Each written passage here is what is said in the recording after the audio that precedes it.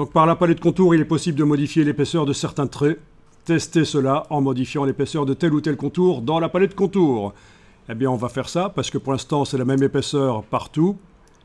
Donc, avec la flèche noire, je dois sélectionner la partie dans laquelle j'ai dessiné. Ici, c'est la gauche. Je dois faire un clic droit, isoler la répétition sélectionnée. Avec la flèche noire, je vais aller activer certaines choses. Par exemple, ici, l'intérieur de l'oreille, ça paraît très logique. Et peut-être aussi ça. Avec la touche Shift, j'ai activé les deux. Touche majuscule. Que ce serait peut-être logique que ce soit un peu moins épais. Donc, je vais aller faire ça par les palettes de contour. Menu fenêtre, contour. Oui, c'est aussi au-dessus dans la barre contrôle. Mais je vais aller voir par la palette de contour. Et alors, je vais aller modifier l'épaisseur ici. En prenant éventuellement même ce qui est pré-réglé ici, 0,5 à la place de 1, et voilà ce que ça donne.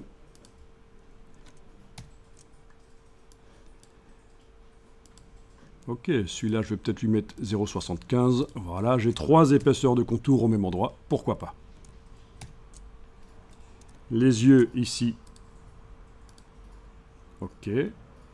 Donc il paraîtrait plus logique éventuellement que la partie du bas soit moins épaisse que celle du haut. Pourquoi?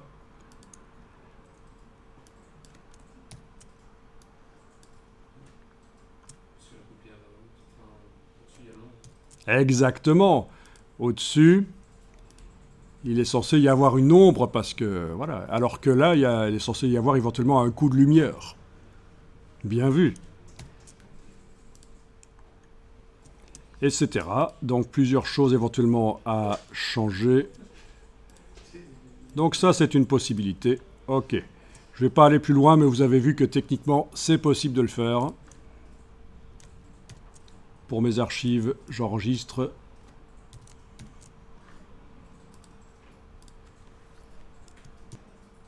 Et donc, on a l'épaisseur de base de la brush dans la palette des formes. Dans les paramètres de brush dans la palette des formes.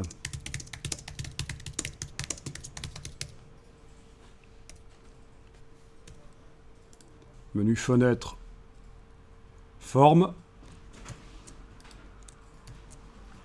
Il y a, on l'avait réglé, l'épaisseur de la brush là.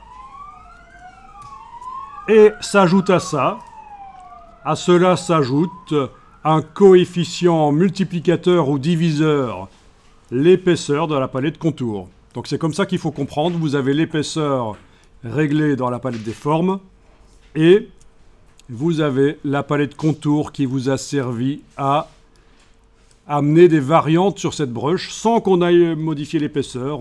Elle apparaît avec différentes variantes, c'est l'épaisseur.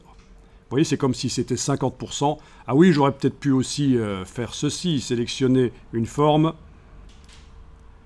et augmenter le contour. Passer à 2, par exemple, pour certains. Voilà, celui-là.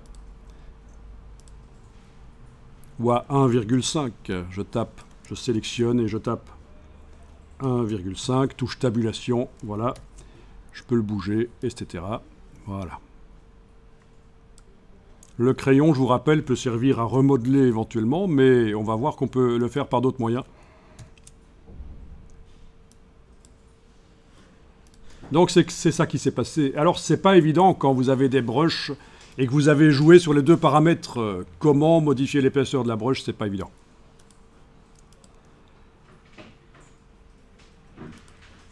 Ici, je vais double-cliquer sur la brush dans la palette des formes et voir ce qui se passe avec la case aperçu cochée quand on modifie la taille.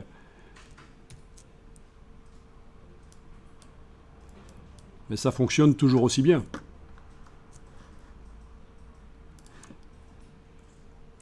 Là, j'ai cliqué sur annuler pour zoomer pour mieux voir. Donc si je double-clique sur la brush, je peux modifier sa taille. Et le coefficient multiplicateur, l'épaisseur du contour, agit toujours. Voilà. Quand je clique sur OK, il faut que je choisisse appliquer au contour. Et voilà.